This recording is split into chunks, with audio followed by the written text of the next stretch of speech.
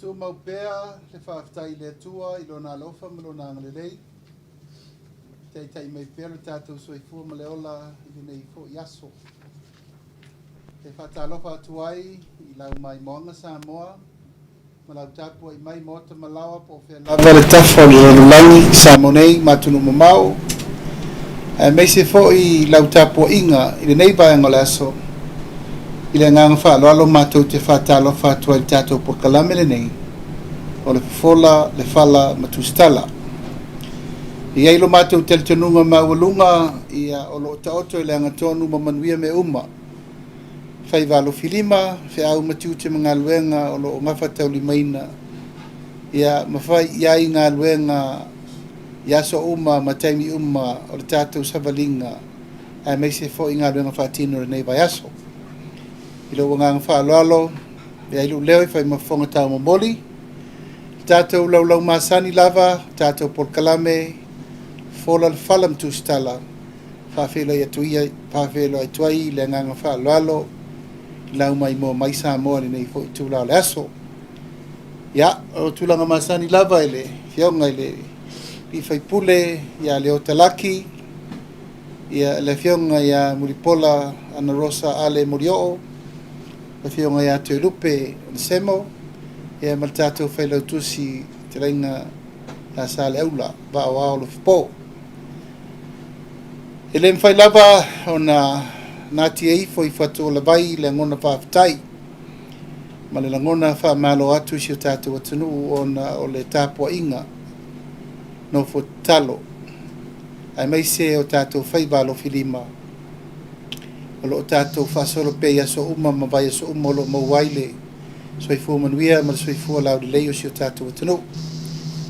I pulenga whaale atunu I ona mamalu masani Samoa wa inga matama tama mainga le songa tu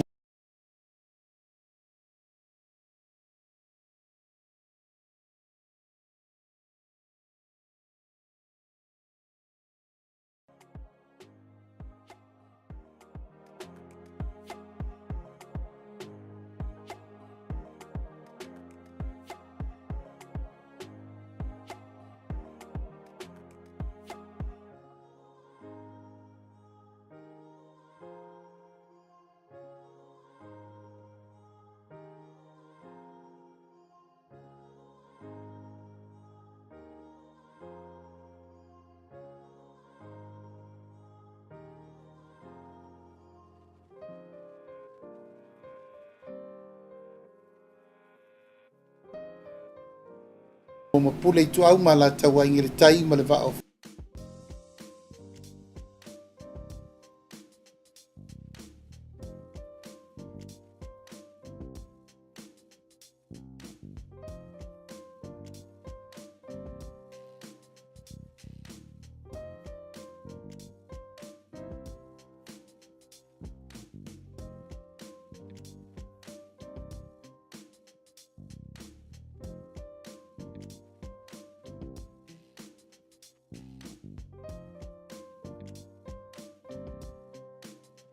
Me fole nei o le fola ma le fala.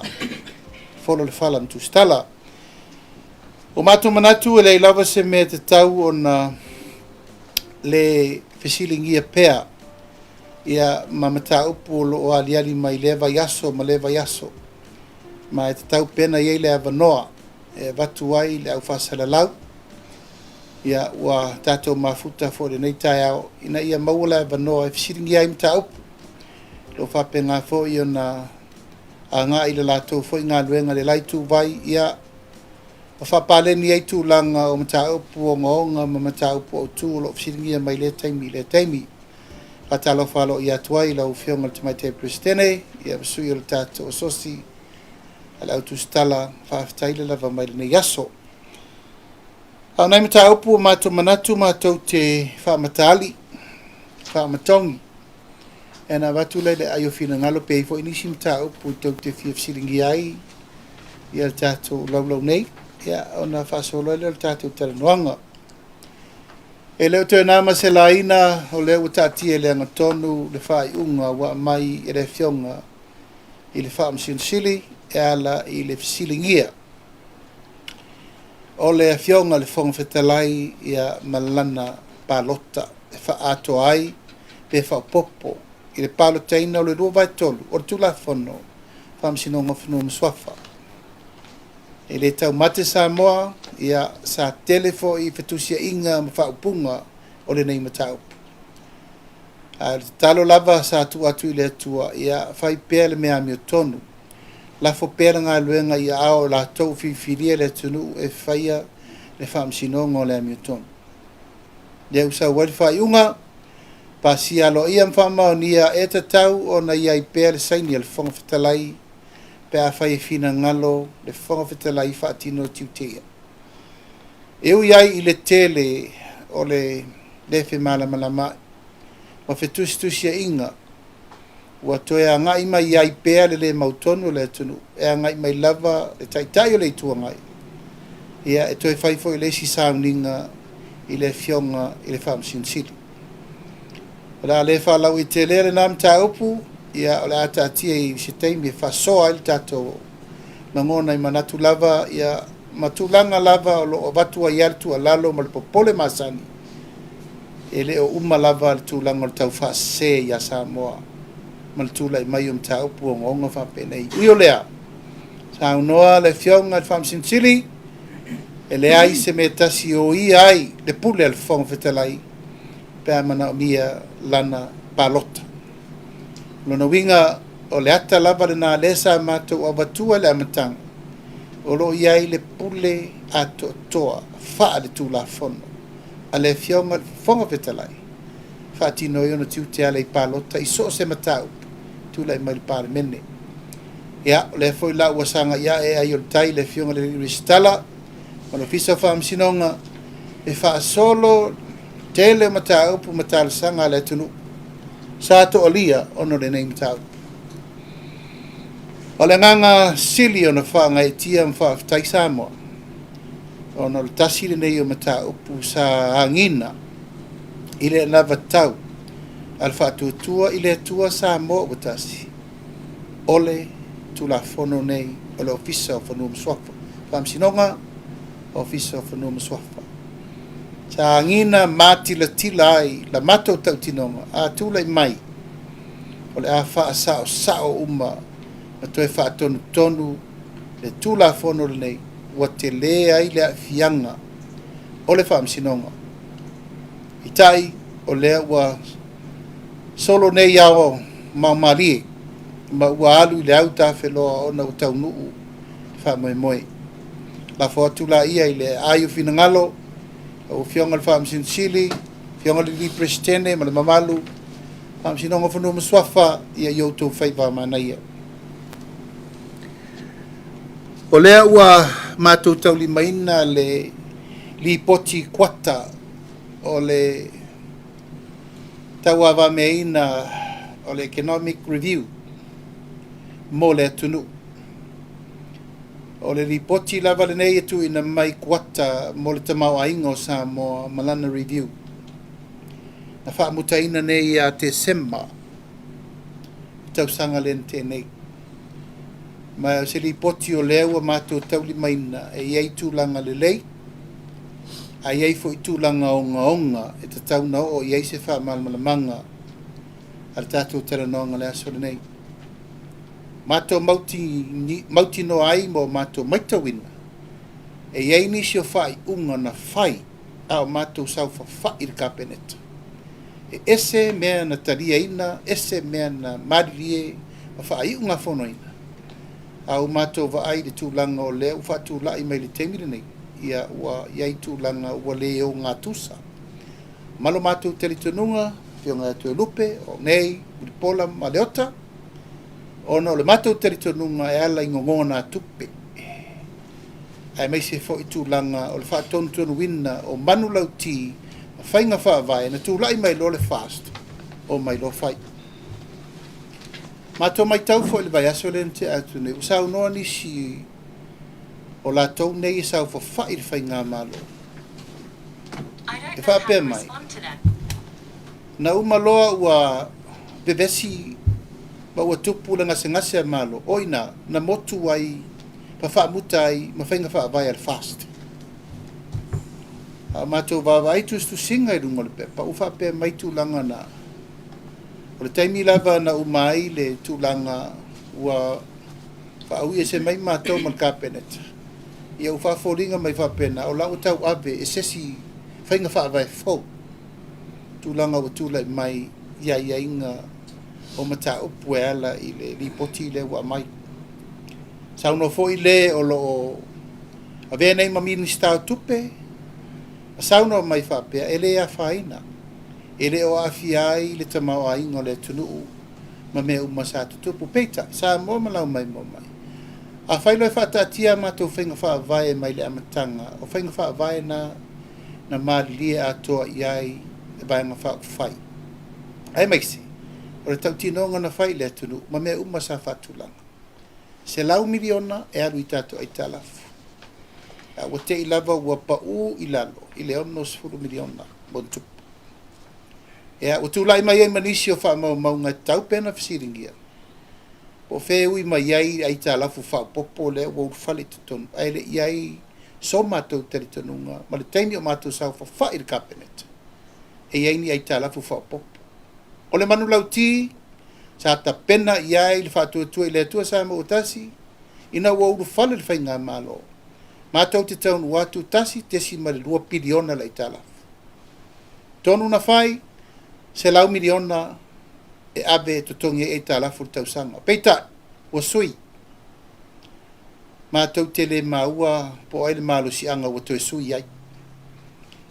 O waile iai se maririenga I totonu al kapeneta. Fatu langa le melea. A ua tula ima iai, ua toe fai ai talafu a lea le manu lau tisa fai. Ia totongi ai talafu. Ia alu I se mea pito I sili. Ona saunga le muwai le fasolonga monisi ati nae. O le malo mo le rumanai. O mātou manatu, lai simta upu e le tātou susuenga lava le nei na whatulanga. Tolu suomon tupu mta upu sa tu inatu. Whatulanga e le tātou forensic audit. Ea, sa moe o mai le so, o lo mātou tādia pēr. Susuenga mta upu o ngonga na uru whale lo le whatu tu e le tuasa mo tasi. Natu lo. O iritu langa lau te tele na tele e le wha le tonu o le whesiringia o le wha ngā se o le wha ngā le te tau o tupe le tonu. E o mai le so e le lopo wheo o i e le tato forensic audit le na ta pena. Ea mai vatu le tulanga na e o i e se whataltano ngā le asore nei. Lona lua, stato li poti le tato talo le tupe o le chaukom. Ma le mea o lea na wha solo I ai tau lumanga o le tātou taringa malo. Ma e tau pēr na longona ma mai luma se tala, se taimi. O le atonu le tūlanga e o I ai wha moe ngā langa e lela I titi fo I tūlanga na tūle mai. I le taimi na tapena ai fo I le nā wha moe. O lo I ai le tele o le ngungulu o le tunu inisi o mta upu. Ia mai la tau na tofia e ala I le wha tontonu ina o mta wha I sesi. O loo malo a pea le pisa o le tunu le sitia o le tau o le saifuanga. E tai e le mea o mato mai te wina I le vaai. I le tūlanga sa tu ina tuai le wha moe. O le tātou toi wha fo isia o le tūlanga o le tātou Price Control Board.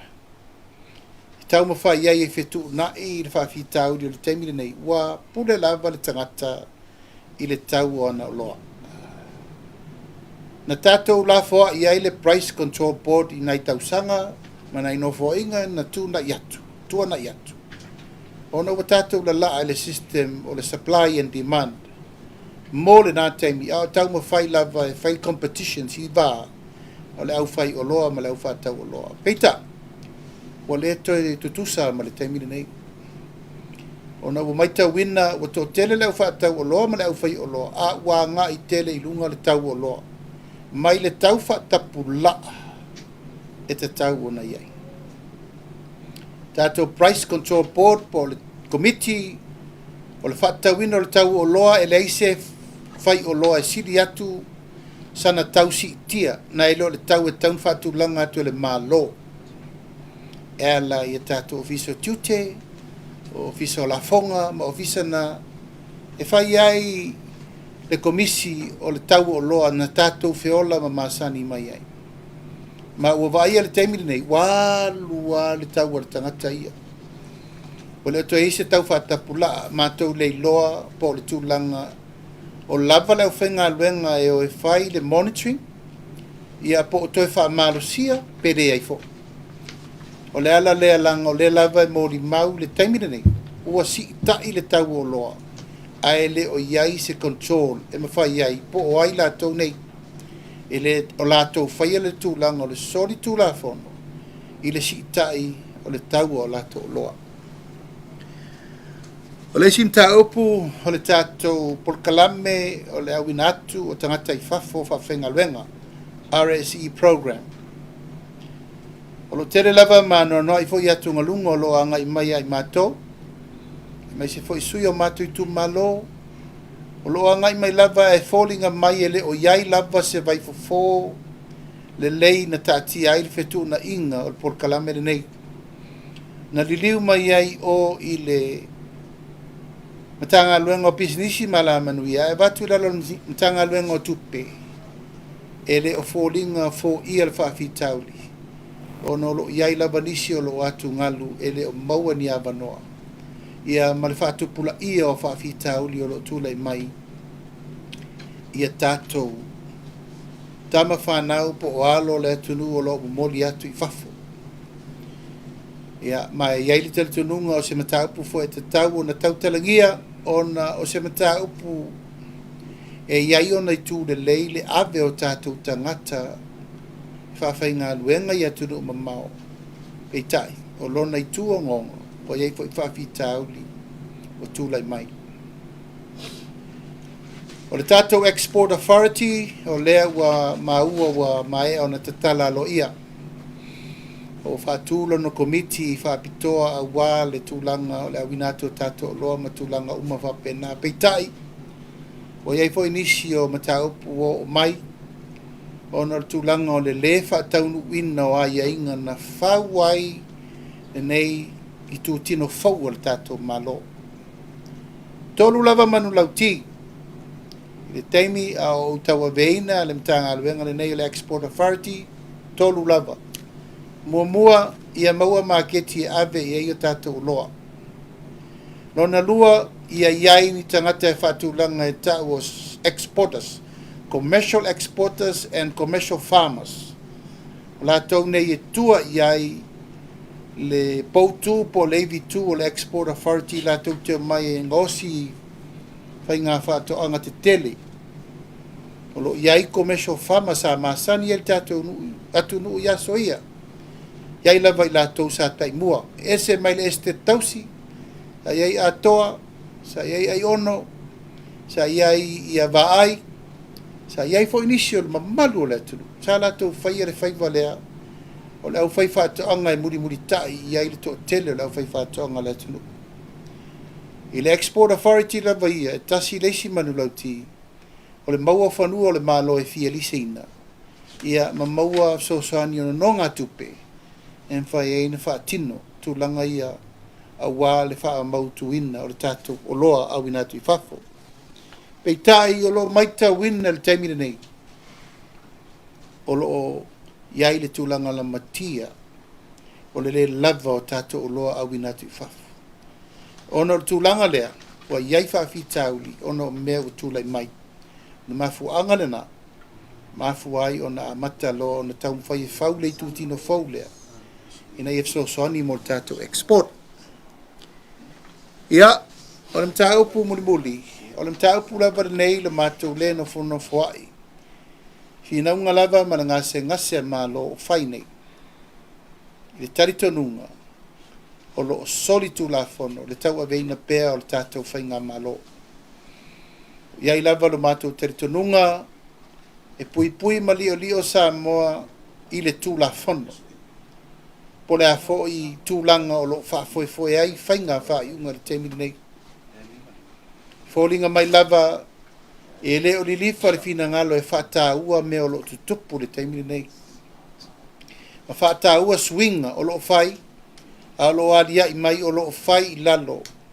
O le au te lenga e ma le au tasi, O le whainu mela e tau ave ai se whainga malo mai lea taimi le taimi. Ma wa iai fo le mataritonunga ma lo mātou taritonunga ato atoa, ma lo mātou manatu.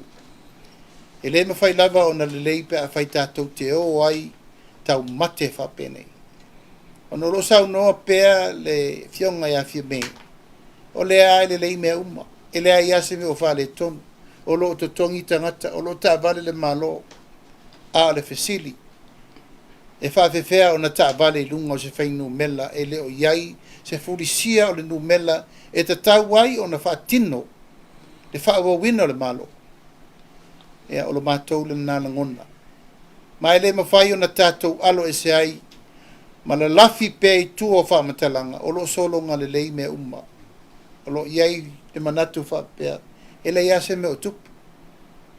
O lo iai fo le teritonunga tiro mai a le malo ma tau pulenga malo mai fafo. O lo tātou sori tu la fon. I le ato anga le whainu mela e whatu la iai se whainga malo. I lalo whainga wha demokalasi. Ma le anganga moni e tau ave ai pulenga malo le lei. Transparent, accountability and good governance. Wane, o matuatia ia nā mea. Fair le rule of law. Fair tātou tau tinonga le malo e wha vai lungo tu la fono. O le lava wa tātou alo ese. Ma pei o le mefua. E tu langa o lo tūlai mai. E leise me o tupu. A tu ato whai unga e whai ma le le ato toa. Ma le se iai o na fianga te tele mo le rumana. E meise o le va ai e tupu langa o la loba o le tunu talo whai. Wa avea lava le mea se whai ma mea sao. Mai le mea sao. E tau ave wa le lei mea uma. Se mea uma mo le whasolonga mo le rumana. Ia, na manatu lea, pa i o le tātou au tusi tala le avei. Mai lau tautou wha inisium taupu, a tonu wha inisium taupu mātou te wha lau te reatu. Ia pe o naim taupu ne a mātou tātou tala noanga i le so. Ana ngang wha aloalo. Ma lo fa tai sa no e lo fionga. Una to le la au a mata mea tuia i le mātou pito la au.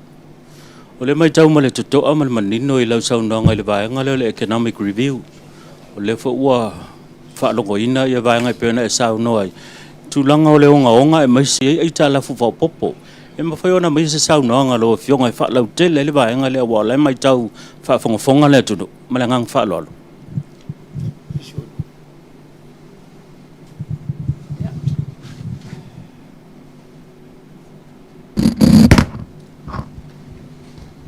Tali atu ia tu sama le whaafsili utu ina mai.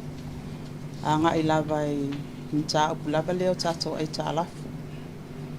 Ona o le mafua anga sa utu la i mai fo i oa o le minister tupe. Ake ti mua le tato malo. Whaabasenga ai a tonu e le tau whaailo tu langa le ta alafu. O batu maltasi piliona. Ma ua au sia fo le tau walunga e le to mwhaia na to e o iai e tātou nono ngā tupe. Ia, o le au whaingala o tātou vaenga le paketi, na whaanganga le paketi mua. E se lau miliona. E to tongi e le tātou nono ngā tupe. Ma le nau ta inga fo i ma vaenga ua uma na ave e le wha mua le tātou le ana batau fo il fainga malo o inai ave il fa mua ia ile tau sanga lona lua fo e se lau miliona fo ile le bainga tupe il paketi lona lua le lava sa fa anganga ia ma o le lava sa fa tino ai ina o se ese male tulanga minister tupe ia o mai tawina ia o pe o pa o le ono 12 miliona ia atono le taimi nei atono li poti ia lea ua mai tua pe ona ta o le finga te telefono ia ua balu se lau mon tupu tato ai ta la full taimi le nei ia atono e o le ta ua le na al fesili le ia le taimi nei o le alma fu anga wale multa ia I vaenga ua umona pasia I tono tatou paketi. po le mea fo'i ua o lea wai ai sia tātou vaenga ua ave i eil wha mua o le fesili le nā e ile si fesili o o te fia wha iloa fo'i ina wo o atu whai ngā mālo sa ngā lulua e tā pena i le ta iala lumana i manuia o Samoa ia o le ta iala lumana i manuia o Samoa o lo tu matila ai vaenga mai ave i fa mua e to tono 5 tausanga fofuanga ale fai ngā malo o le ala o ye le swing al taimi nei o le fesili wa yai se si swing au mafai ai ona wana pasia alo ia le ta iala lumana i manuia o Samoa le fofuanga i to tono 5 tausanga o leo matou mai tau watu swinga ina o matou wo ese e pei ua se ese ia le whainga malo le tula i mai teimi le nei i fuafuanga ua ona whaataatia ma endorse fo lai po ite iai whainga paanga tatou paanga ma donors mai atunu i fafu o lai fo ua na whaataatia la tau fo ia la fua mpaketi e a inga mafso ta ia nga ile ta ia la leo lumana i manuia o Samoa ia e pei o fesili le na ai pei o le tali o lau fesili i oi o matou mai tau wina o iei swinga se lau miliona ia le paketi mua sa whaanganga lea sa mpai o na tutongi o le paketi lo na lua se lau miliona lea lava sa whaamatu lea whainga lea ai ila uia ba ai ai anga i tua i le taimi o tu la i mai foi ia le vaeng wha upo whai ma le matata o malo le HRPP ia ua na o nono ngā tupe a o vatu sfulmon tupe tausanga ai le aini tupe tongi ina repayments a ngā i tato ai tālafu manatu fo i le mafua anga le na o le mātou te watu mātou i tutonu ia o ta atia mai biliona ma ua o fo i le tau walunga le wale mwhai ai toe ngai oi e pe o le whaamani nonga le na Whaftai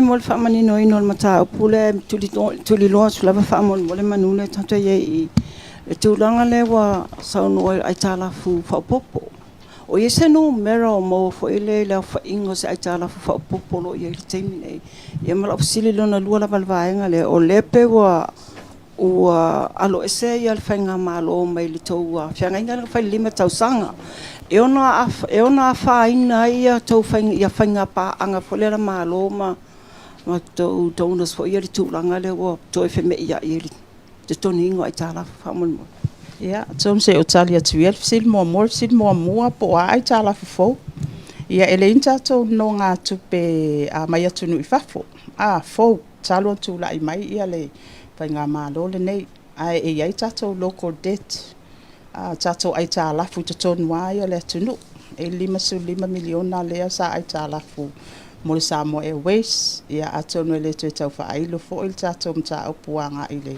valele ia ai mai se fo i o nisi fo i o le tele o ai tālafu tu ua sa mato atu ia whaia sina onga o le tono le ala ia le ai tālafu fo na 5 miliona ia o le tatou local debt ngā fo ai o le tūlanga i no ngā tupe fo i rane na au mai atunu i fafa pe ono no mai ai Samoa i atu mai atunu i fafa ele se talo on tūla i mai le whainga malo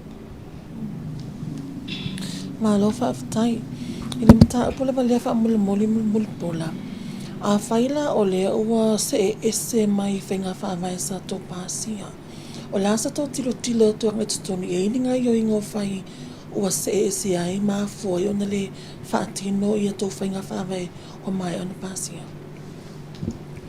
ia atonu sili nai tali ele vaenga le el temil nei wala uia tal tonunga sa launch aloa ia le taiala lumana i manuia o Samoa taiala lumana i manuia o Samoa 5 tausanga fuafuanga e te tau na whaatino i te tono le 5 tausanga ai wa ese le matou mai tau watu e pe o le wa se ese e te tau fo i la ona fesilingia fo e tau wafionga i tustala po le ale tūlanga lea ua iai tatou malo ua iai vaenga o le fo matou mai tau watu Wa se mai vaenga wa o mona whaataatia o le anaba tau.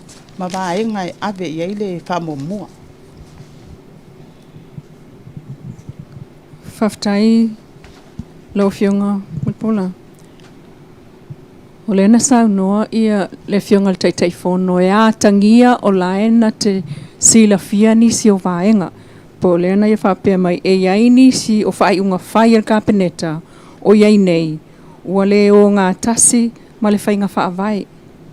Pe mawhai la o na whaata mai po o ai si vaenga ia e ese mai le malienga lea o le e ese mai ia inga ia o le selau miliona i tutongi pe ta ele upa ule ono sutolu miliona ai se isau no mai le whiunga te tifona polo o whiunga foi. O ai tu ia po vaenga ia le o foli ngā tangia mau tinoa. O le tuliloina. A tonu ai le itu inatu le whiunga te tifona.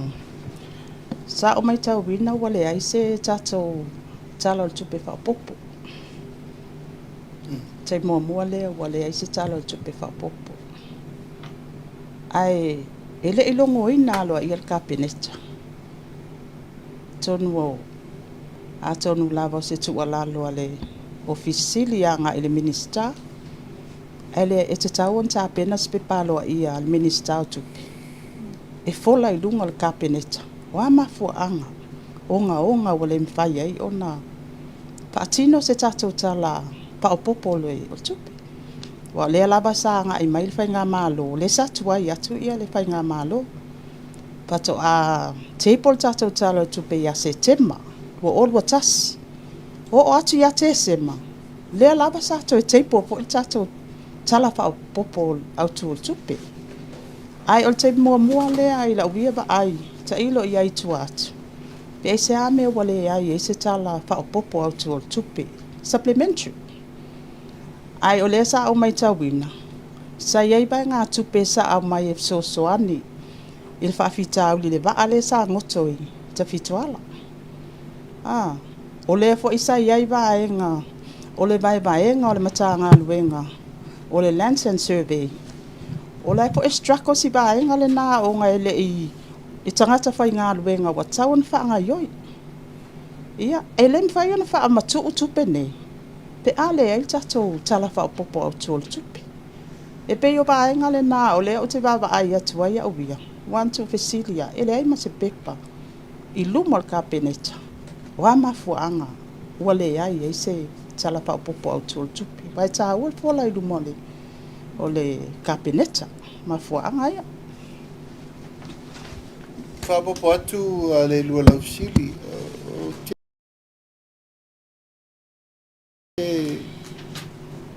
O te whai atu e tele me o le sa vali ai whai ngona whai.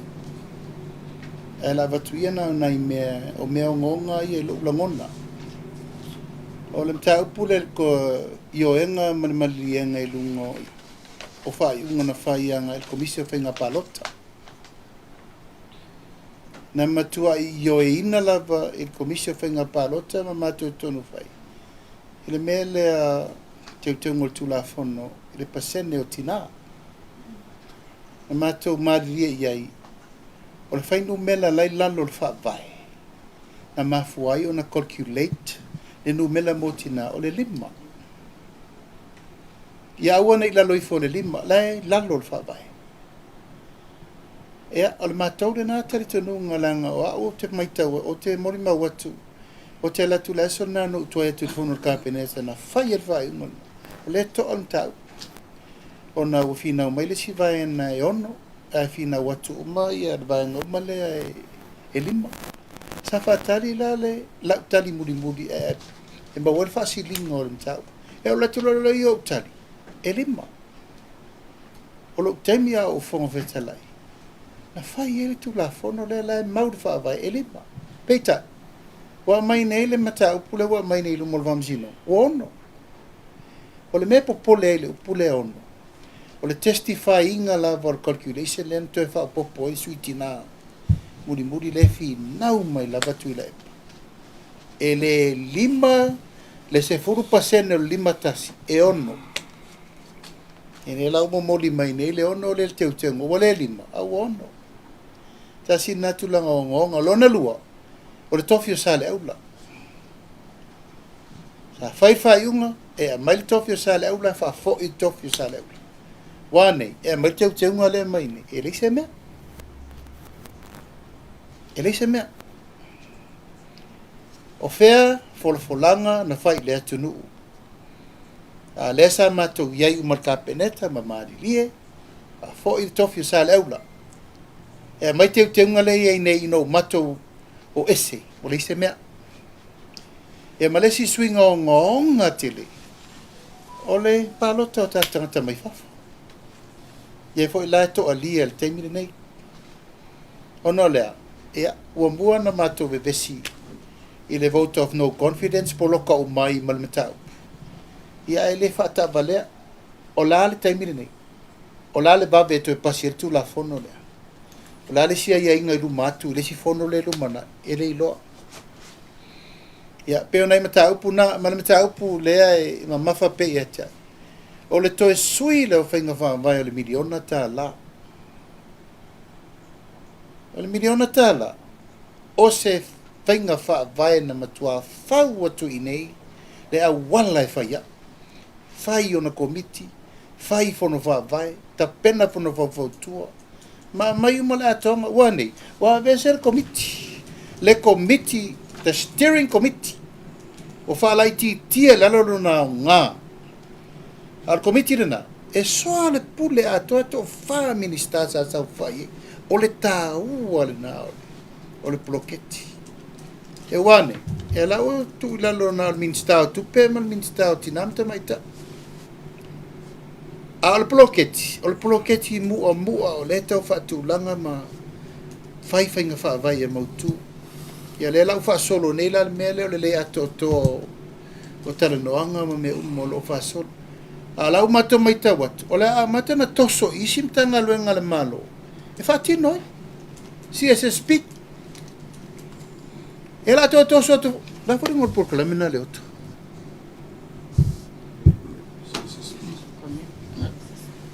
Small grants. Yeah, small grant. De iai lalo le.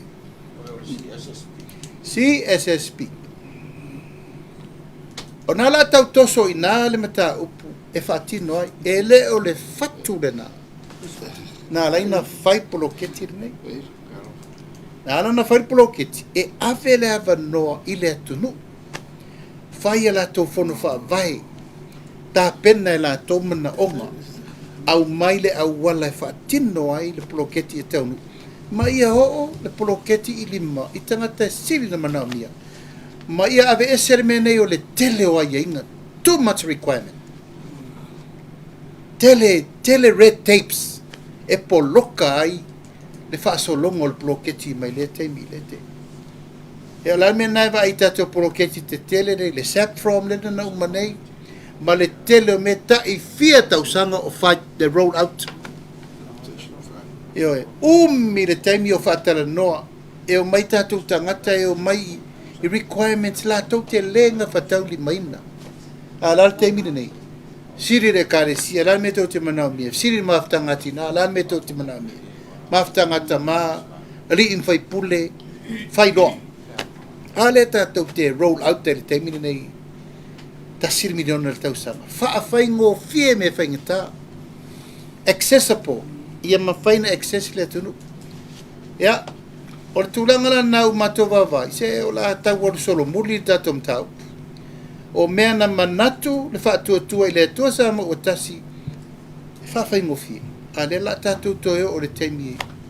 Whaingatai na e tātou tangata. Ia mal mea muri la lea. O whaalongo le tala. Wa le tali el kapeneta le ele ave whai ele export authority. Tātalo sanga mo se tolu afe eka. E o mai ia whai whaatoanga exporters ma commercial farmers. E o e whai. E toe taavili ai le tātou tamau a inga I le mele ua leini tātou wale lava tātou exporters. O la le mea na tua iai le fuafuanga na whai I le mtanga aluenga ono tula e melea. Whai le mechanization. Toi titi atau no mai le tele o masini lau approve mai saina le tolu tupu miliona. A mai masini tau whatoanga. Le ua whatul export authority. whai ei whanua, whai ei maketi, excessa portanga te tupe, ia taa vili le tātou export. Wane, wa sui. E le lau whai mai nei, o e vai ngal koko ngā koko, a lau whai kāmar ko pa ulu, ia ma kou vanilla lana whai, that's it. Wa fasioti I le vision. Ai le ma whai na tātou o, whai ni whātou anga te tere, pēa leini ele ele. Ai mai sa ele lei o I le stek, o I nāna wha moe moe. E whai umai ati na e ma whātou anga te tele nei. Ina ia lava tātou export a vifafa. Ia nā lau whapia tu aile. I le langa I aile. E sau noi le tūlanga le se senga o manblau ti ma whātātianga na iai ma le tūlanga wanga iai. Nā fia isia ma tu tūmalo. E le paloto le lua whiono. E le aile whaer paloto sa tala noa ina ai ia ele nei tūmalo. Si fia foe ele lo whanalili le sato e ofai. Sato fa foi men New Zealand to fala e malo e ngadua ina mavaia. Na e fonor committee ale ina ia to fa tala no ale tenga mal malo e le. Pe tai ina wo mai er committee. Ya sa ele fina ngalo malo nate. Ta tia sei umat paluto. Umat paluto sui ato. Lisi le winga fai pulele mai tau. Ese talo lisias. Ese talo lisias. O le manula tia fast. Na polo mise ile atunu. Ile lua afe lua tasi. Meia matou te fai. Wane pie mai fenga maro. Le fatau no ino mena. O matou no fono fatu mal matou tam fai atu. Ele mamai a te matou. O le ala vai whaale tonu a tātou a onga. O le ala vai whaale tonu le service I tātou whalma. Ese le mele ua matau na ngai e whamo mua. Ma o le piri, o le pro ketimirio. E toi la langa ai le mativa o tupu tonu a tātou nu mawhi anga. Ai maise, le atina ino nu mawhi anga I tu tau whātou anga. Lan me lotu a matan sui. Fe mele to sui nei, to sui ai mea tu lai pasa fai. CCSP. O ina le sa poloka ai le telo ngā luenga. Le winga le sa ngā e to le whainga malo, to e whai suinga, ina e whawhaingo fia le alu tua. Le a tatu mamlama le process of CCSP. Le o civil societies, pa e au mai, ia ilo, te mele nei, miliona, spread I tua le whainga decisions. Ina e whawhaingo fie, whanga iui. E usau no le whionga te dai. Au lisi alea, I tate taumata muli foi, mo whai pule, ia meise mo meo. Porki puwe o vaele, e upo porki. O ta lia aile mea le whataunu ina aile. Le tatau tō vaele whanu palmena te alwai. No, anga e maile tai tero I tua ngai, mātu te lango lo tō mau. Fia mea tauna whamawai. Ai o edisi aso. E sen me whai. Ia, le upo ele, ia. Ane leo, whangutungutu lua. Li taun whaile nā winga. Me wale nā le hae tau sisi alwha tōtua I le tosa mau tasi. I le nei tua le vai. Tau sisi ala I a ngava tau. Ngava tau, whatau nu. O hamea mātou tau tino ai, mea nai taun whatau nu. Ale tau nu nei, whatau nu ilisi pa manuia whainga palo tau luonu. Nangang whalolo. Malo lava whaafatai. Wala o wheseli tuli loa wha muli lava.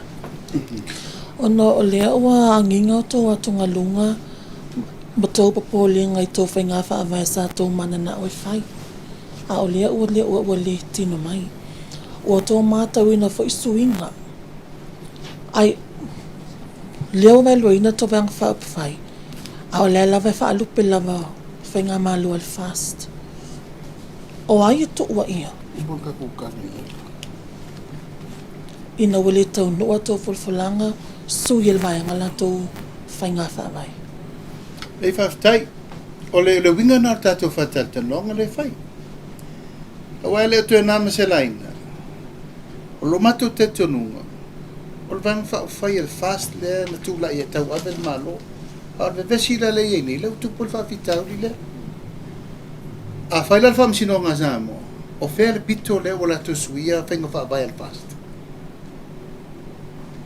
O ina tonu ale matu tu loi. Ale o matu tom fai atu. O fa tu la fono le sa fai o fie me o mala na sulim. Lor siri na se monta fa sa fai atu pe. E tare te siri sa o ye. Ma stau I foi atu o fele tu nu o le rangi o run fa per malo. Where on earth o ye se fai nga malo e run ne se ma ese unlawful government. Ese no mena la titi. O mataula ma te manu I matutau tino na fai ala tonu wala fai o press conference nei. Ia va ai mai le tunu afa pe no matou fai atu. O le to me uma. Tar tonu la tau they have legal side leno no foi o. E tar tonu matou wa uma. O matou le yele majority um tau. O la matou manu lau tira u fai tatou fo ia ia Samoa. Fa popo in tau. O nei loa ila I or tūlanga o le tau tironga tonu la. Ia po oira lela tua ia. Oira lela tua ia. Oira usuia matou venga vava. Se papopo le saunoanga le fionga le tei fono. Le fionga po le tei. O te talsanga ina ia tau saufa inga o tustala. Mana ia le tau woi fesili le ofisa ufa inga palota. O le ofisa ufa inga palota. O le ta ati ai le stala o maeng fa upufai. O le taimi fo le nei. Ina wa tupul fa fita uli lea. Wa uma ona matou. Ave fo le update nga I le ofisa ufa inga palota. Ile tūlanga le wa yel maeng fa upufai el fast. O ina la te tawo na tu fesili ai. Po fe la le mele. Sa fa fa ai el pa inga malo le el taimi le nei. O nga o nao lo iei wha mau ngā loa ia. Ma wha mau nga wha tu la fono. O lo iei le certificate. A le vaenga wha upu whai o le wha tu tua I le atua Samoa o tas. Ai mai se I fo I le vaenga. Le iei le teimi le nei. E lua se fulu. Ma le I wala iei o. Wa le ua. Le toi pō mala ia wa uma o na. Patino fo le wha I unga ma le. I unga fono a le vaenga wha upu whai anga I le ono. Ia atonu o ina maua I le tali. E tatau o na au mai manino e le ofisa o whainga palota. E watu pela o fesiti. A whawhongai na e matou savi e whinga I tono palmene I matou la fono wha. E sa tatou o mai ele, sa walinga le neili matou sanga. O a upu sa lafo mai a matou da matanga. No, ia atu te lo fese malo una ina wa matan matu fenga malo wa tala sa au mai I mali peri mali matu sa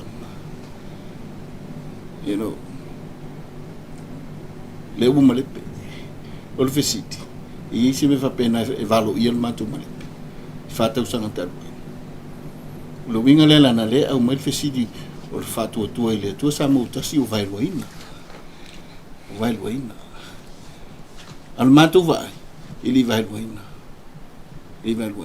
nga wenga tanga malti apol le vai loina fa mo le tua matu tu se tua ngat tu au mai lista o fo o matu le vai o le auta tu manino I mela tu po mai tai yo ta penanga la le sa no mele na the fight forensic audit o la le na matau sa fai o fai nga malo fa esa il matu anga matau ala tu o me pio ese el tala fai mai da tu ese el me fai la o fai tai te milene no ele se fai nga malo la fast asa matu tele ta muli tulanga na la mele ta tu fanangu le dis o fanua ia tailo ia ore lele na no lo pe sai la lo o reserves o rio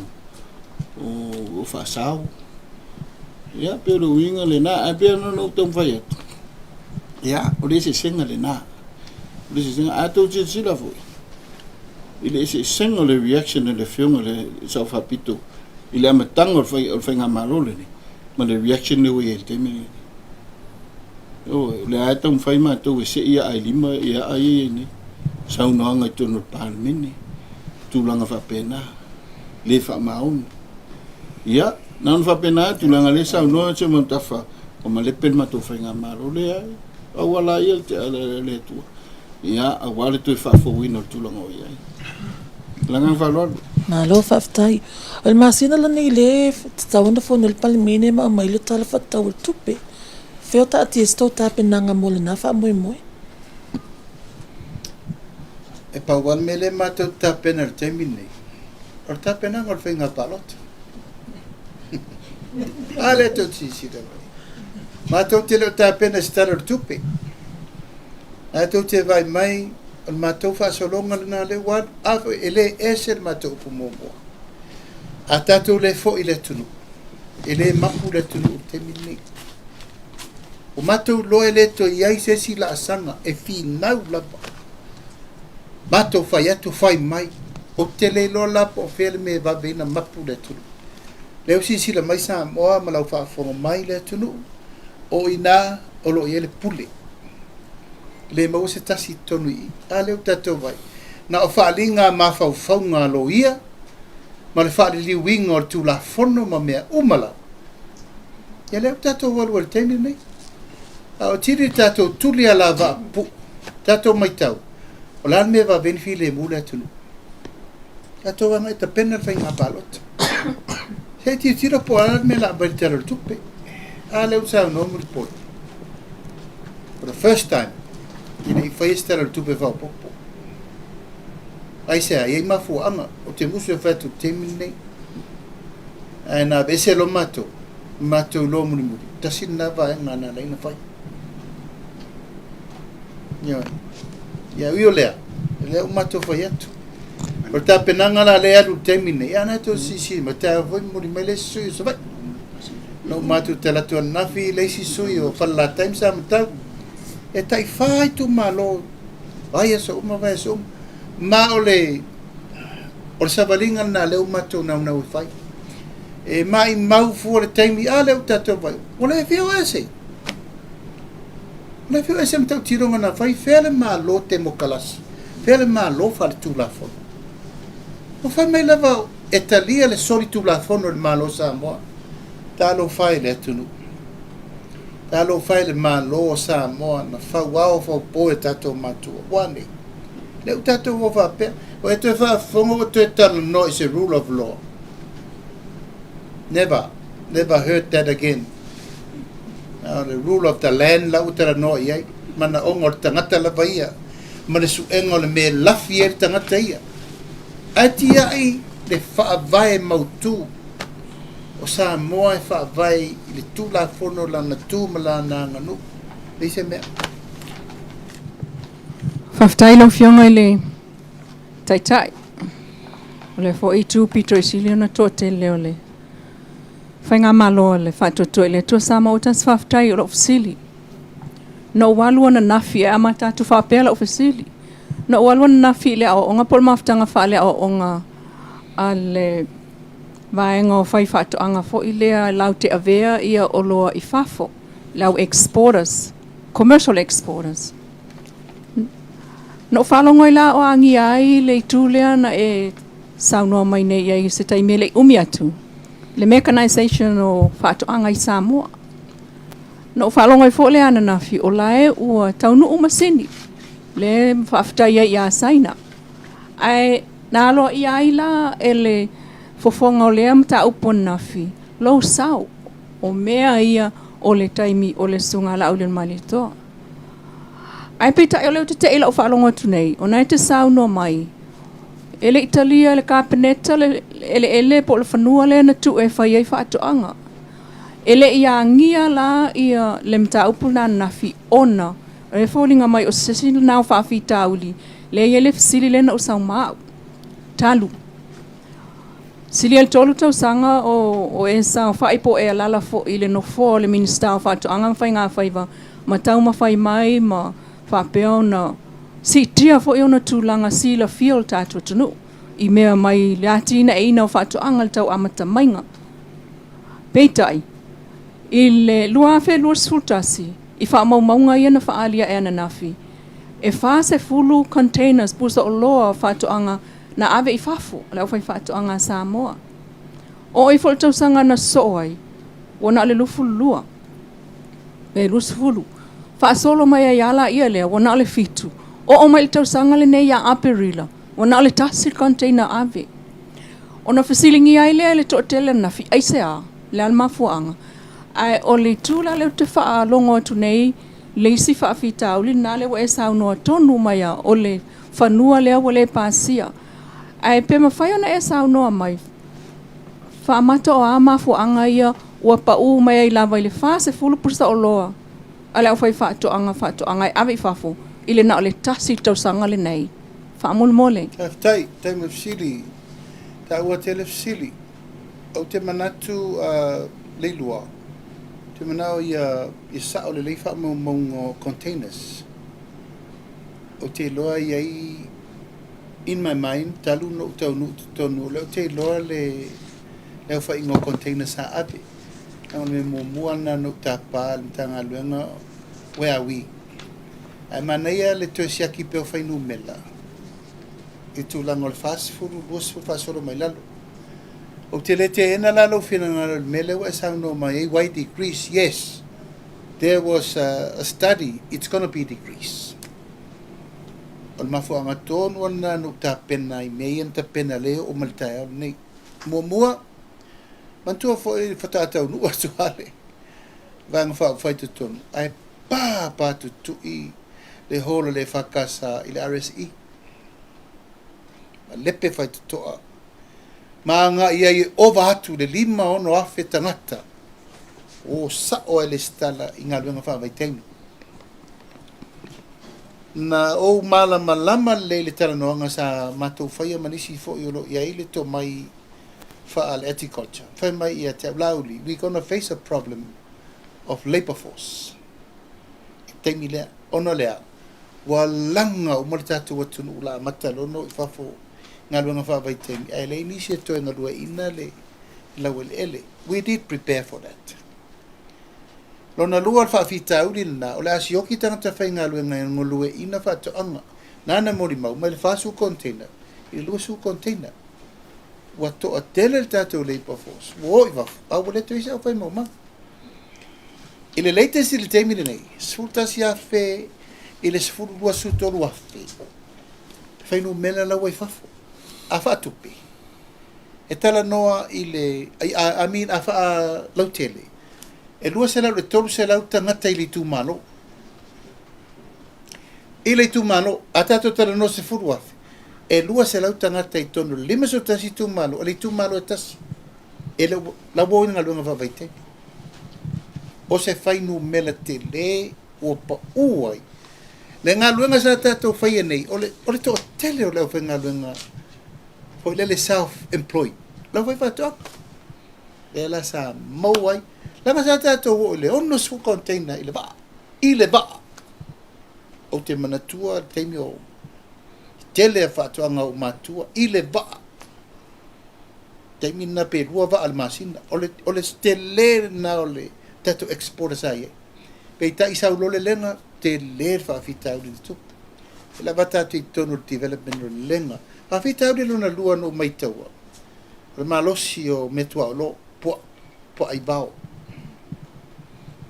Ia o le tasi napolo keti ina o vili tu iai ia lava le lave ino tato me whanga. Ia le no tosi sira tero I nei whaaftai le FAO no tal sanga I mai le pua le tau numa mai le 5 so mo tupu mai le pua na mai ia tofu le tu malo o sao la ia pua al tato tau mafu tau sa ula ma whaafia I fo tono le parliament mena. Ya, male te lela le mta upulea wa tulau lava e le fa tusa lia le sao le malo I le lei se soasoani ma lau fai whātua. Taimine, wa vera miliona tāla. So maua, mai mea whainga luenga mō tātou. I le tūlanga lava nai le tunu ulau tele. Le la sa utou vai, o le ngā luenga na sa whai, ma le tele tununga. O I, e toe sui e le ma whauwhaunga o tātou walom whanau i o i whawhi. Toe fwoi mai le waile la vei. O lau whaile ngā luenga le malo. A watu le soasoani ma lau whai whātoanga. A watu uma me whaititi e le la matio whātoanga. A mai soasoani o lato i ele to mai whapitoa whaatu le Export Authority. La mena whai. Lawa mai masin. A whai ua le aini tangata whai ngalu. Ana o masin lia. E tasi lau a pako am whai na sua le lima suru e karasu. Ki ria tangotu lau, ti ria maa whai le lafo. Nau le toa. Leu taunu. Whawhetai a saina leu taunu. Whai urua i se lenga. Whai talo mua. Aisea. Se toi la langa le mawhauwhaunga o tangata wana o le wao tātou whanu. O le ngaluanga lau tele la nā le lua sāwhai. Ia toi promote le tūlanga lea tū ngalu. Ai sa o ti Grace. Ma tua sa o le lei. Ia, o le tala le no maua mai i le committee whaafoe o le tātou Export Authority. Wa le talia el kapeneta. Tonu wa fe eka. O le whanua. Ma masini ia wa mai. E mawhai ei na o i la tau e yele capacity e whai commercial farming ma commercial exporter e vei olo i whafu. E lau tau mai nei e tea, wale se mea tau sao mai ia e tea, wale teitei whono o le Export Authority e masui au wai, wale talia. Ma nei ala lau tau a fio e speciali le Export Authority.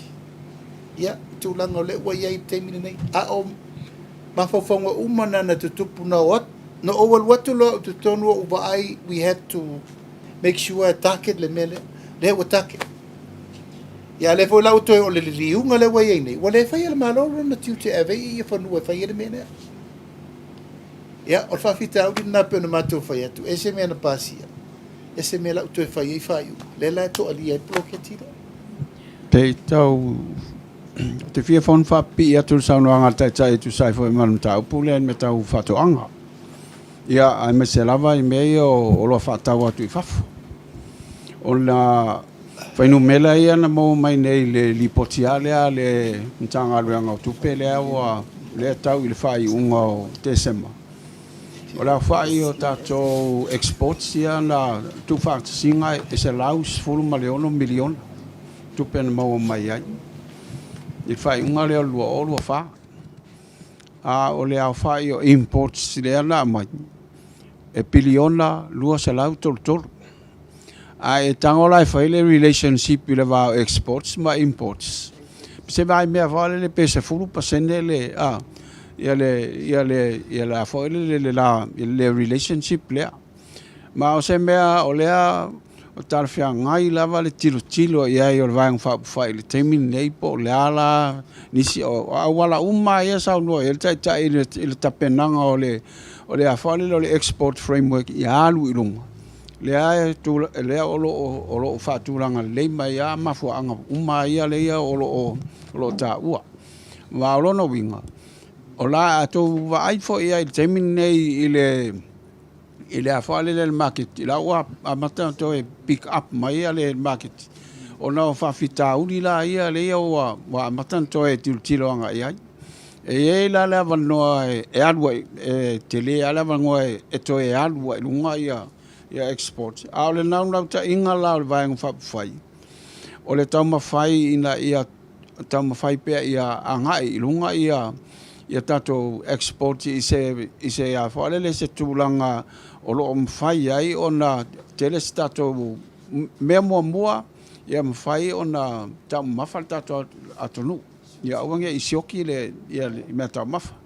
O na lua ina ia lava le tapen penanga. Lea la e ta ua le mechanization lea. Wana o lesi lea ua a whaila ua whaititia le tato whaingaluenga lea e o i whafu. O le tali lea o taunu mai masini ia.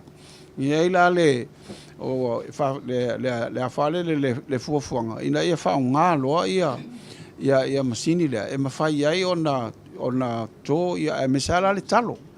Pauala fa fita uri le la tam fai fa fo ia. O le pua se tulo o pe ole vaenga na ole ato ai fo ia le ngal lua atangata pe fa pe ole tulanga na ai maua mai. A fai ole ala atam fai a fai a mai fonua ia fa nga ilon fa nga le ala tilo ile export authority. Ele o ia la se winga fa tu ile export authority ile o ia fo ila se lango le vaenga le o fa ia ile vaenga le o fa ta tia mai wa lo no winga la e to ai fo ile ia fa nga so longa o le atina enga o nga wenga pe o se o le so so dia tu le ile mta upule fia fai atu sina whamtalanga na o le tele o tātou tala whatau ina fui o le miliona. Ona lena maua lela se le CSSP le whapola kalameina o le vaenga. Te ilo se vai vainga tele le ona o le mafuanga. I le afufua ina maia o le fo i whamoe moe. O tangata umale o wai atu le fuli ina maa le ina i atoe ave CSSP. E whai ele i miti ai lato. Ele i ave ile atua se whaasino ala. Ai ese fo i ala tōpol kalame. O lono wingala, o le matua mau la vo le moe tele na moe miti ai i le tato taiala. Le manifesto le na tapena lua felusfu. Ma whaatino mai le lua felusu matasi. E leo se miti na o stangata. O se whaalinga manino mai le tua e manu iai sa mo nei tae au, mai si tupulanga i le whanau mai. Lona wingala o ai ale toa e mawhaina i toa tale peina le melea. I o toe nofua ia ma fa umalo na ia vai. O le mesiri le na no mata muli ai. O le mo tangata ele i miti fatasi, ele i vala uina, ele i ai le matanga o nei mea. Le mai ave il fa moe na te tale peina. E manu ia tava ele fu i ono fu. Manu fa tu ile tu yana na matau. A leo mai tau atu le a mei le CSSP. Talofa. O ile asisi le ua i tu lau Samoa. Le mafau tele e tangata. A wao laua ma ona le manuia o Samoa. Mai le centralize, le decentralize. Ia tofusia, ia tangata nu umo Samoa. E lima sumatasi o ne tumalo. A wani wha pito manu ia tasi. E toi o oloi. Lona winga o le iai fo ila tau e wha matapoto ina le tamau a ingo Samoa. Ma wha manuia na o sina vaenga.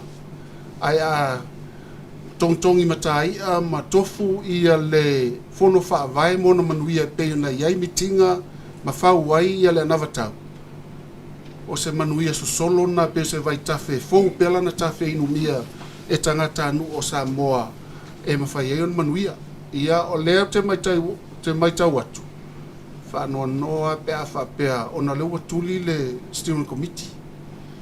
Sa atoa iai le atunu, sa iai whaife au, sa iai matai o le atunu, sa iai whale tua matausi, sa iai a minsta, sa iai sui o mtanga luenga taitasi. O aila lewa iai, o whapu mo, lona winga o se a inga lewa la totofi ina le manui o Samoa, le ala to e fo ilunga lau aie, whaitono o Samoa, ia, te talo atu, awana i tupul melea, a yeise se toa fia tupu. Ia, na ilole o ile mala anu ua ma mala tunu ua ile tangata na toi fo i almea na iai na i manuia Samoa. Manuia. Na matau, ta ua ia na luta tutal nua te mauainga. Mai, o le result, leza ua e whaalongo ile, 10% ina ue il tatou trading deficit. Me mea au mai mea vatu. Mai le fia tausanga sa ia. Koko malpopo. E te manu tua ia soi o tausu mai tua. E te whanau no i tono pasi. Aisa, o le markang popo. O le tupe nā sa mau o ai tua. Sa whai e lea onga. Nal melo, o mai a pia e whai ngā luenga o le tōsera tala. A le lava le tōsera tala, ua long. A o le mesa i e tātou tua. E whai fua mata, whai fua tanga. Fa puku le popo e fua ile le event le pili o tamaiti fua ile alofo le whaife au e fua i e uma mai fea le suinga le mai le HRPP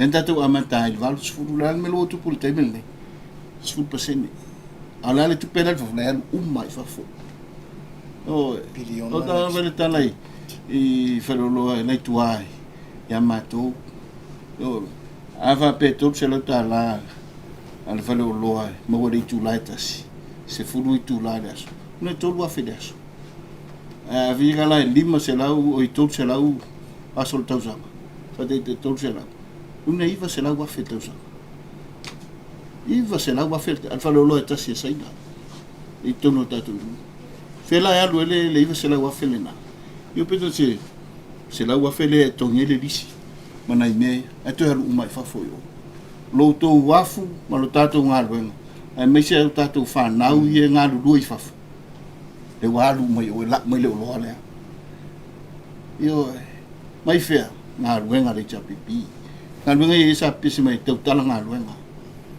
no e mau tu a o motiva ala le enta fa ya tu ne ye mau le tu ma mau a tili ai pe ai sa tato ngalo lo tu ngalu due ele tate amata te fa longo mai tau talanga venga eu te lo ngal venga eu fale o grants ma aids na mai fai ai felo ye nei are se me le fale mai le fale ma lo ir fai i grants na le malai va le yo lo winga le alo me tate fa ftai o ma nino si da sa mo inu sila samo le wa mata swing ya le final le swing se rona uma le selte apollo na ngang fa lo Faftai toi lupe. Mana ia le saunoanga. Ona tupo eila ia le malisi manatu malisi fesili i lau tala po lau saunoanga foi. O fenga ia le 5 milionga i kausanga e fia wakuanga i akungei le o ai ngi kausanga. 5 miliona. Ai faftai. O le o ma watu le asisime o tou toe besti pe pisi el temi nei na alta penanga al fainga palo tale lo luma na ina o tou ta pena i ai. Ai toe tuli loa tai lo silfa mol mole lo fionga tai. I fa to anga a wai pe o le tua civil ava le o tamau ainga. O na e tala maile. Le o fa ngo le pasi i oe. Nta to mai uma punga ilalo le va akal singi la so e punga ilungo kanga popo. Ya nga kamia ele pase sei o ai kamia pu ile so pase sei le siku. Ya ai o le fasili le tau mo fai atu fa mole lava. I fa fitauli o le ave o lo i fafo. Elis fa fitauli o nga le na ava e ilunga se tasi fo o tina e na te ave o lo i New Zealand, Australia ma Amerika. O lon fa fitauli o le tau o loa. Pe matala e tanga i eito ta penanga le fai nei fai ngā palota. Na ia talo sanga i pe e Yesef Sosani le malo e tu ititi ai. Le tau o loa e ave i fafo fa mai aia. A fai ai ave ana talo nei i Amerika. E anu le lua vai aso o atu i o. Ia wa talo. Ia ai ele ngatala le na ia wa ngau atoa le mele ave. Ai umane pe o se 5 afela na tupe alu le tongingo o loa e ave fafo o vai lunga langa ngau le se me maua ai o te fia fasilia tula po tu ia ile tula na pe ato tula i mai e Yesef Sosani ave ile tawe ave ai o loa i fafo of time or fasili o le export authority o le lalo na vatau na fola le tulu it's in there. E na vatau ale me le amatanga. O le afa atu se la mo le export authority. Le usau noto e lupe. O la tato me sa fai i nei fasu te usanga tato export. O la tato me sa fai. A uma loa taimi te tele o le estete mfato anga te tele sa ye. Ka pungi le Copra Port, ka pungi le Cocoa Port, ka pungi le PMW, sa mo produce market le sa tato ye ni. O le tiu tele na le malo sa fai. O le soani tangata. O le mafu anga tonua na le mato o mailo te tonu tue fatu lai loa lea le export authority. Ai sea, e fe soani le malo exporters. E le ta tauna to e alu se exporter na o ia. e la lango le leile malo e lalo ai tangata nei le whaamarumalunga government to government level approach contact whaingo fie red tapes o math lane ni bisida ma tātou whaingo fie le vau tātou ma Australia ma Amerika USDA au le situ la wala ave whaingo fie me bai awhiti e afraid to malato tātou ya le stato vale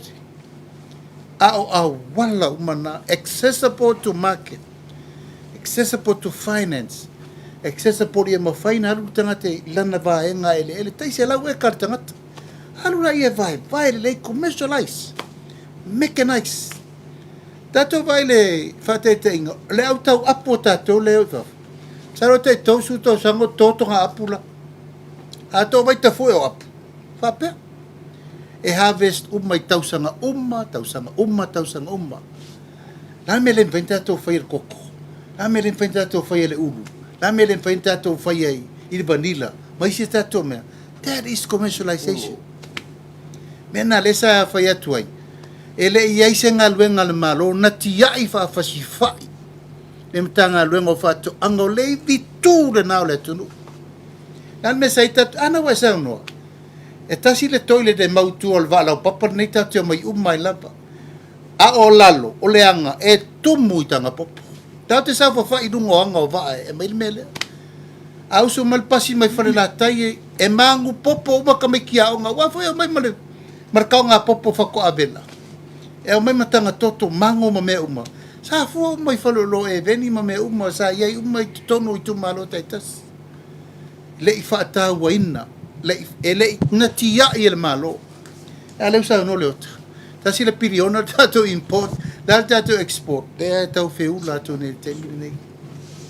ai ole vitu ole tu ral mesa ai tasi le sene ole to le lua sene ole kor koko lima sene ole to falla se fulu sene ole talo lima su sene ole fa o to vai ma fo ma fongo tato matua na iai. Samoa is an agriculture development nation. Lein tato mine lale, lein tato me umo tato. Ole ati nae, ole ele. A leo tato woi. Le lau tato tau mpaine ei, ole ufi talo me umanei. Waba yafiti. Se e tutul ma lo fiti tu ona vai fato anka. Tato, kia i mamaoa matua le popolea, pawal mele whainei. Ia, nga o sapelua, ma oso, ma wil paelo. O sole, ia la kau whaia kul meo, le kau ki koe la langa le mena, na mafua ina ma ule tamau a ingo le tunu. Ai pero tu langa le na, o le malo, o te tatalo atu, la o whianga te whono le Export Authority mal committee, a wato te wha vai. A whaia ua mumusu le malo e lango le mele, a nga i nuu mai tu malo, la te tele la tu ele, e whaia ni lisi e toi whatu la i me ia. Ana le mawhaina lato i lore te le vai temine nei. Fitu se fulu container moa i le masina. E tātou te tau ma mawhai. Alan me len tau na i atu nei. Whanga moa al tangata ia. Whanga povi al tangata ia. Whanga pua ato tō mea ano. O nā alo lea. Sao noanga lea leota. Prioritize momua ia lava le tamau ainga. Food security. Aua nei tātou wō ma tātou paulia i le leaio se me tau mawhai le tunu. Ya le tau mawhai atu nei. Ai talo sia, wal tasina mea lela i lalo le na vatau o le vang whai. Tu e ta pena tātou valele. O lava le mawhau ngau lewa tu ma i lalo ai tā lafo la wari ia ngawhai. Tilo lola i e leisi manu lauti, wa tam ta pena tātou valele. Tali e lal mele tsau no mai. Tātou valele a vei o lo sa o i fafo. Ale ia sita mali ina sawa ma tau mawhai. La ia tātou e freight lairu temine New Zealand. Ai na se lau afe tane. Every week, lai mwhaina ave. Awa foi ese ale tau nu o le talo felesi. E na le whai tu la, a whai nei, na le lua aso, a whai, awa i lungo fata. Ea, ma le tolu vai aso le lua to le va.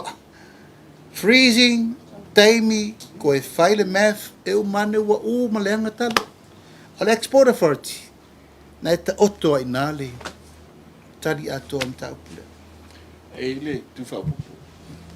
Wai bea na wa le bana nga dol committee o le manifest.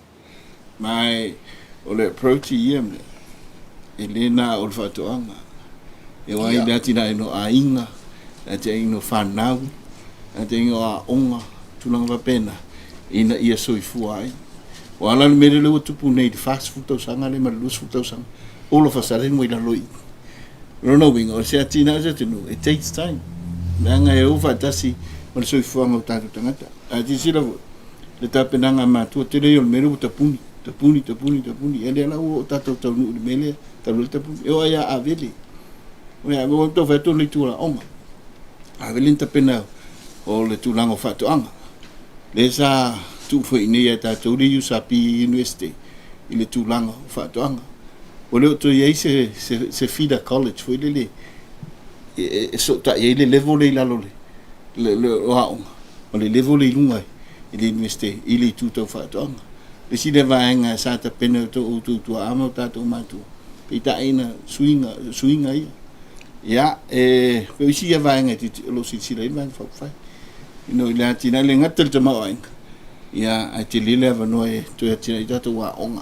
Na me se vui ne le mana. Ia, tatu sir mun muri, oi lata. Se fa ia iran to e fa popotu lava fo il saunga e winga il mele o le pusa o loa ia o loa fa tau fafo. Ona ele ele ngata ele il fato anga. A oisi fo i o loa.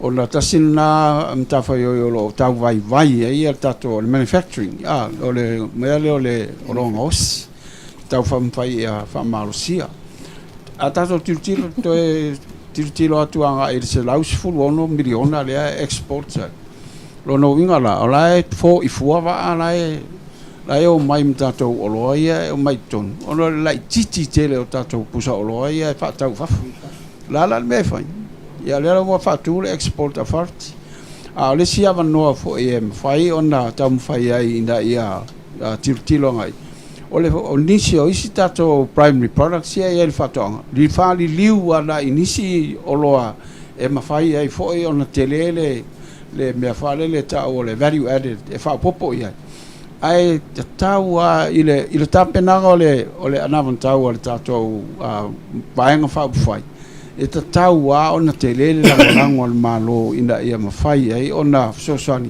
tape o le mele na sa no mai ai i se tasio exporta vale le tele o lan tupe alwai o le me town fai no uma to tele o no ia la langi la te a mesa ila to la e tama ai o la to ngal ngale fai o le subsidize sosani anga ia i fai fa to ang Sfatai tai ngau New Zealand ta tele la subsidy la ave New Zealand ai malo i to tonu o le fainga fatu anga New Zealand ina ia mafai ai o le tango fiere o le fatu ngo fie mai ia le fainga o lanto o loa ia ona mafai lola ia ona faunga le ngata la consumption al faunga ina le mo fatu faf le ia na se senga le merna ma le model le ta tilo ne ia la fa pe e tau ona fai le anga ua tupu whaavila vea matu a mea ia lea sa tau mawhai atu iai ina i tupu ia titilo atu lai le export authority lea tau titilo lea ua umana an tau atu lea la ua loa tau te sile fia le ta ua o le mafu anga na lai o le whai le export authority ina ia mawhai e o na lango ia le export authority easy tu ai ngā atina e mawhai o na sosani lawa ile tato le atina e ngau tato atulu ia se whapopo atu lea lova tai ia la vaku pele o tali le leno maua ile tulau lawa ile na le export authority whaftai la whionga le lua lau wha me mai o whail whaftai whapito i tangata whatau waa o masini whaftai lawa wa isi taimi wa mana ia mai se me whapena na whai o le mela tupu yo ta ulo se poloketi le reino fa ia tau filo o le foi lau ba ia tu la tangia le export authority la ngol mena mata lau ring o le poloketi la ta wai matou ne bo ese yo mai to fala va ia mal fauto tango na tonu ale na matou male perepe o mo na va ai tu tino o le feloto le ngai ma le leanga o nganga I me whape ia le la wa tupu e lava la ai whawhetai wa tamau atu se tala se tasi ta tala ane le packing house e lua tasi packing house fo sa vai le se mea le se vala au le se acknowledgement ta tala le export authority le ai se acknowledgement a mai le pua le ai se acknowledgement a mai masini le ai se acknowledgement te le whape whawhetai mai mo le tunu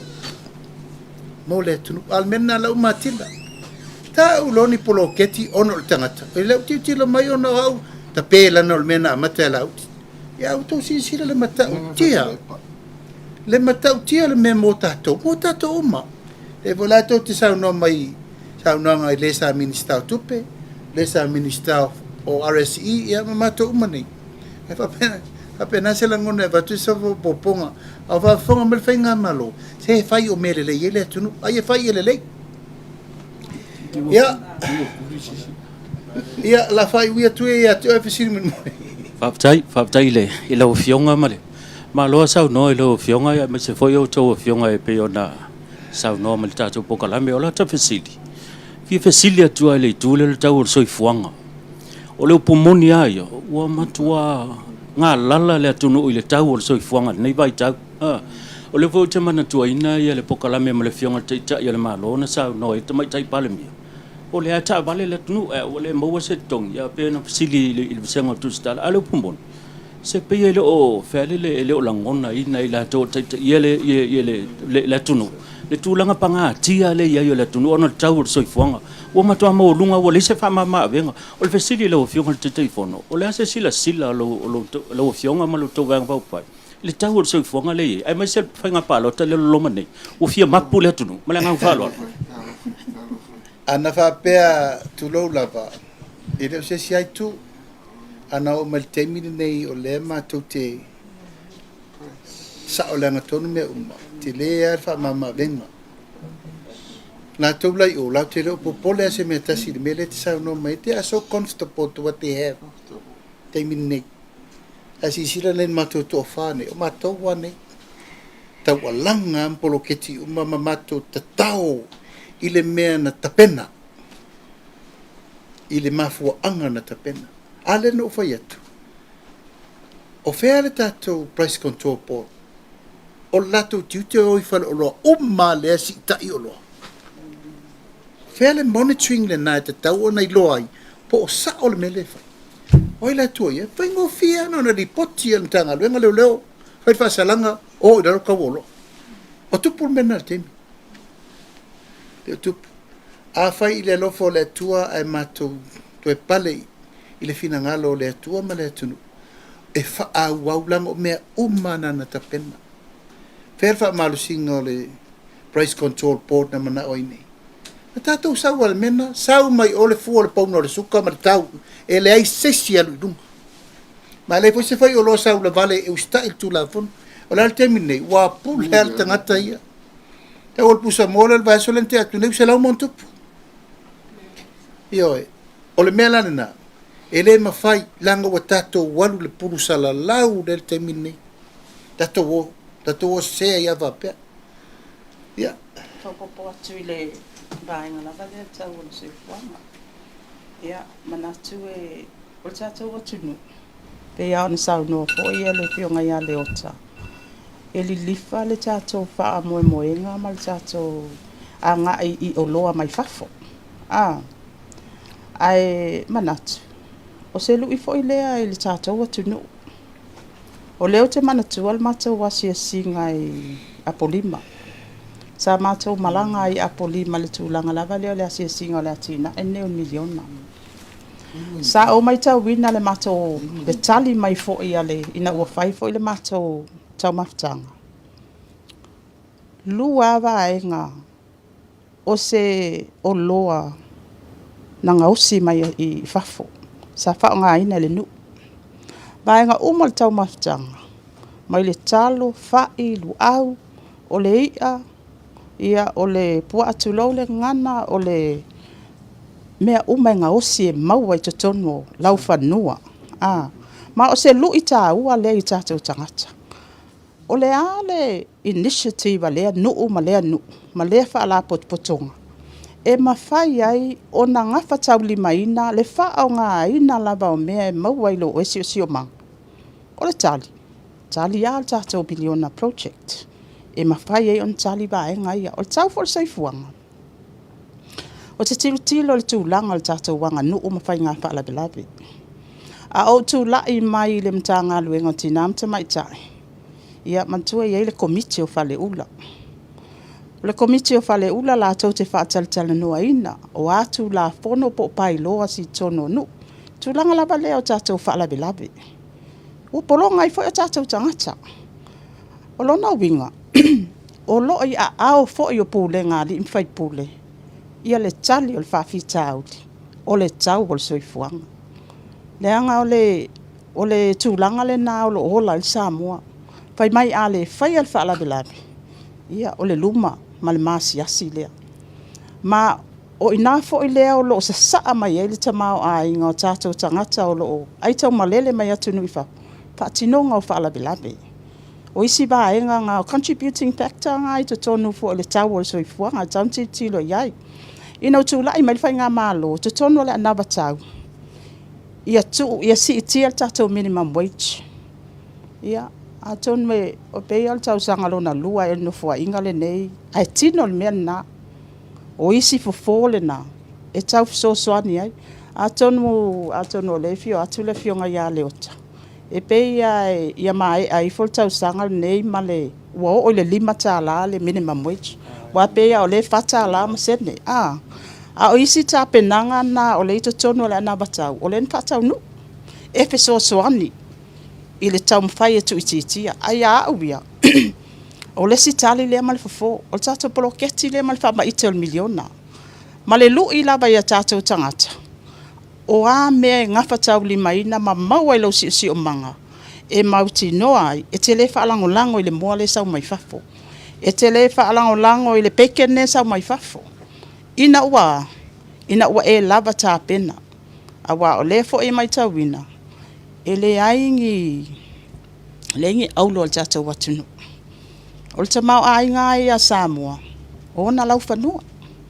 Ia e pangalea. Ia o fai fo i sina pai e o tātou tangata tūlou fo i le ngangana. Ai pe o nisi ba e ngā ia ngā i le mta upu lava leo le tau o soifuanga.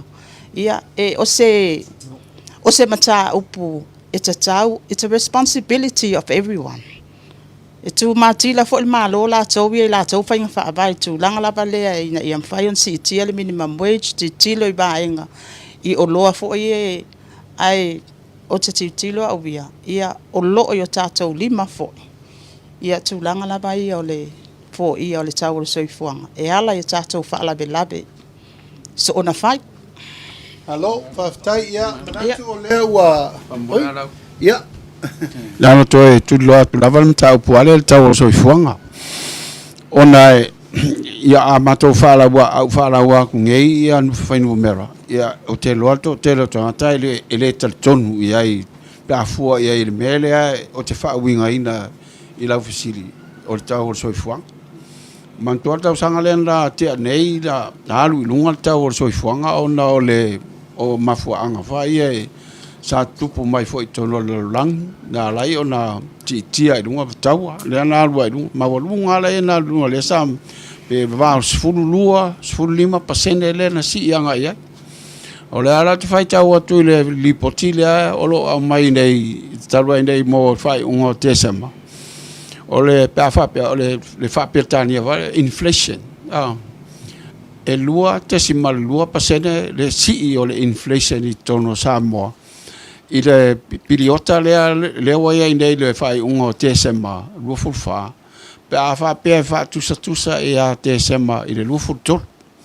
Lona winga na le lua, tesima lua pasene le sii ia.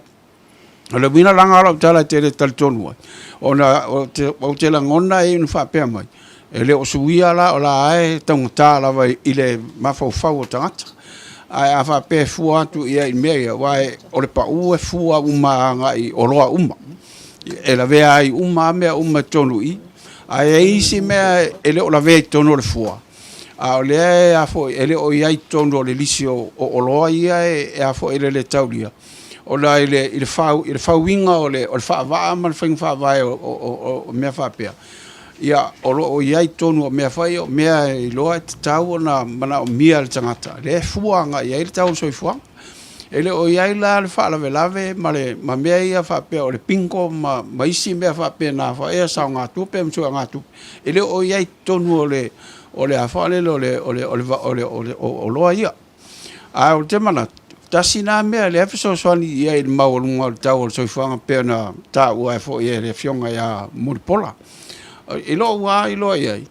O le lai titi o le taime te alua i le whara o loa. O le lei fo le nā moe. Wa lono wingala. O le tere la le taime. E la e whalonga rango i o wā lima. Te tangi i lima ina ia mwhai ai. O na wha lai titi le taime e te alua i le whara o loa. Pei o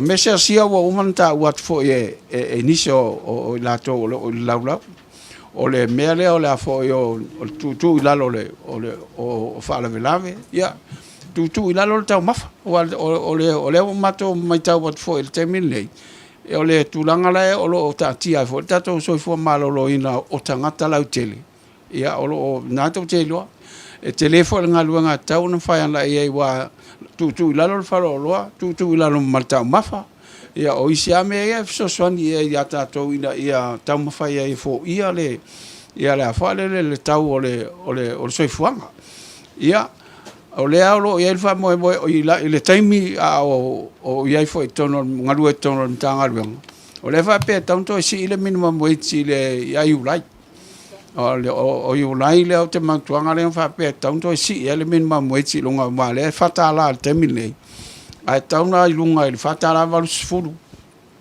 pe o le minimum nga tauna si ia ulai lo mal la mangale il te mile lo winga la e fai foi lana pe a fu ia tu il te mile le la sawe dei ia tonu le lola po se vai mea limita la ile tu la e a fale le e ono tu ia ile minimum wage a le tele o falfangalwa ola o tongi akua o ova tu lunga male minimum wage tele o niso falfangalwa ona ole ela titile timano le o tanto fangalwa nga tato ona o to tele o tato population ola fatal uma la fo mai fa fo la fo mai fa fo tupe ale vaanga la o inga luenga fa va te wa tasila na soson i tang tau so fuanga ia mal fa lo Alo, ia e manatu ia wa onor tatu te o te a mar tatu te fatu langai.